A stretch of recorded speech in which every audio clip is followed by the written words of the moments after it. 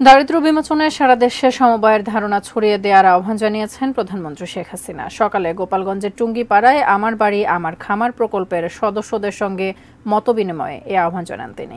প্রধানমন্ত্রী বলেন, প্রতিটি মানুষকে স্বাবলম্বী করতে সরকার নানামুখী উদ্যোগ নিয়েছে। চাকরির পেছনে না ছুটে উদ্যোক্তা হওয়ার প্রচেষ্টা করতে যুব সমাজের প্রতি আহ্বান জানান তিনি। নিজের নির্বাচনী এলাকার সকল জমি সমবায়ের মাধ্যমে চাষের ব্যবস্থা করা হবে জানিয়ে প্রধানমন্ত্রী বলেন, এতে কৃষি উৎপাদন বাড়বে, কৃষক লাভবান হবে।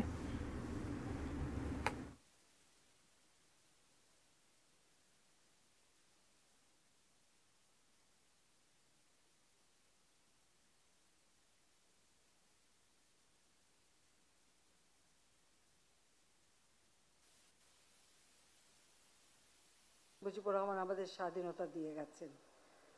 যত জমি অনাবাদি থাকবে সবই আমি চাষের আওতায় নিয়ে আসতে চাই।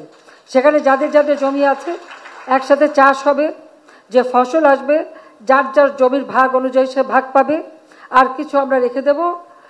আর জমির মালিকরা যারা তারাও ভাগ পাবেন, যারা কাজ করবে শ্রম দেবে সেই কিষানি তারাও একটা ভাগ পাবে, কারণ তাদেরকে দিতে হবে।